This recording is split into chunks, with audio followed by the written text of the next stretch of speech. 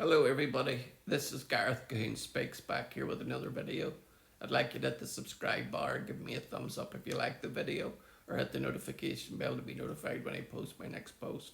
Or otherwise you can donate to my ministry and the charities that I support at garethcahoon3 at gmail.com on PayPal.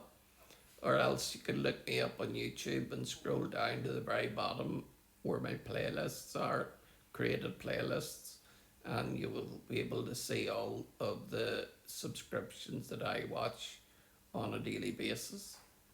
This one here is the Revolutionary Guards Corps fires at two ships in Hormuz Strait as the United States and Iran continue mutual threats.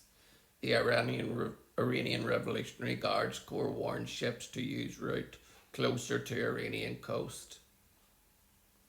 The Iranian Revolutionary Guard struck heavily damaged two commercial vessels in the Strait of Hormuz overnight, US officials told American media outlets. The Naval Observer United Kingdom Maritime Trade Operations UKMTO sent a tanker reported being hit just east of Lamar, Oman, causing a fire on board. A US official told Axios that another ship was also hit by an Iranian vessel, adding there were no casualties. According to the Wall Street Journal, one of the ships was the Qatar-owned liquefied natural gas tanker Al Raqiat. The newspaper cited a recording of a radio message heard from the ship which said engine room fire and full of smoke, unable to access further damage. All crew are safe and mustered on the starboard side. The news outlet Axios reported that the US is likely to retaliate with its own strikes against Iranian targets.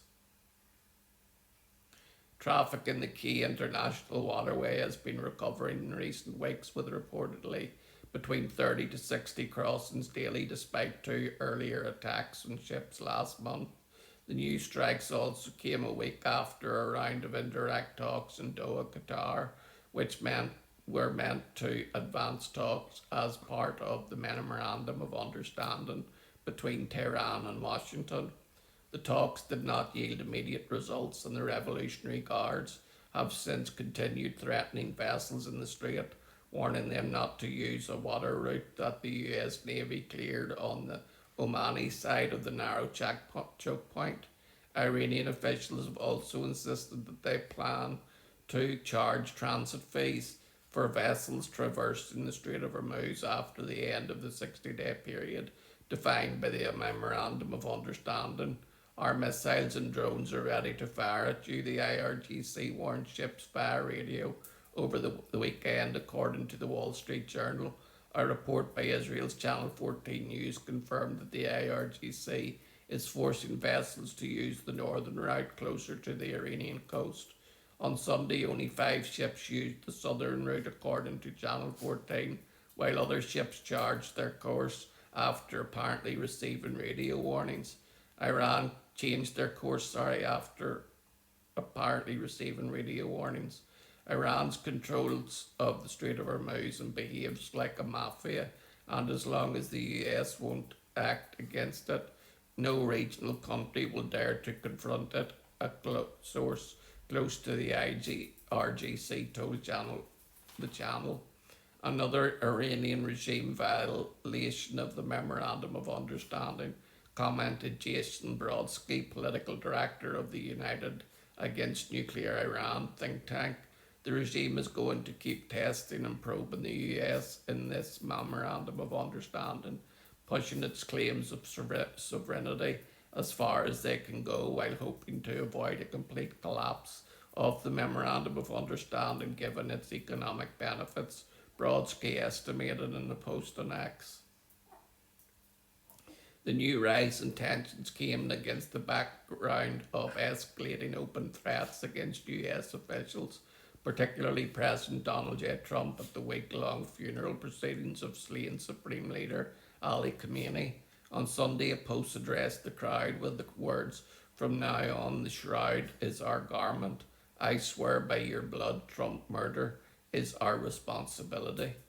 People were also seen with placards showing Trump, along with figures seen to be his supporters, including Senator Lindsey Graham and pundit Ben Shapiro, with this message: "In the end, your heads will roll." Foreign Minister Abbas Arghachi wrote on X, "Millions of proud Iranians rallied in unity to honour Grand Ayatollah Khomeini and his legacy. Neither them nor our brave armed forces are moved by any threats."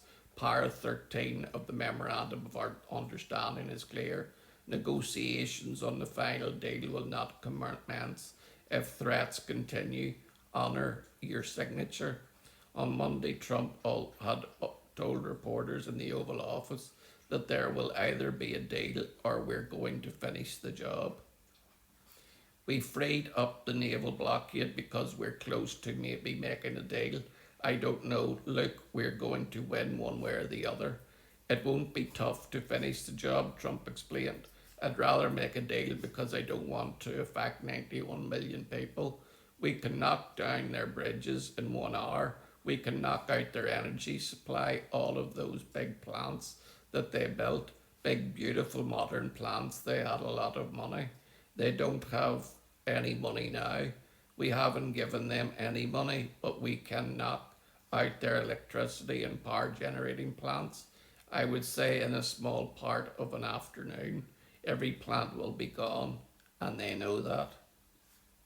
Let's hope this isn't just bluster from Trump, and that he is a man of his word and stands by what he said.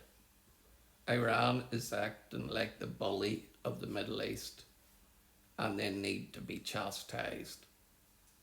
Shalom, Maranatha, and Hallelujah.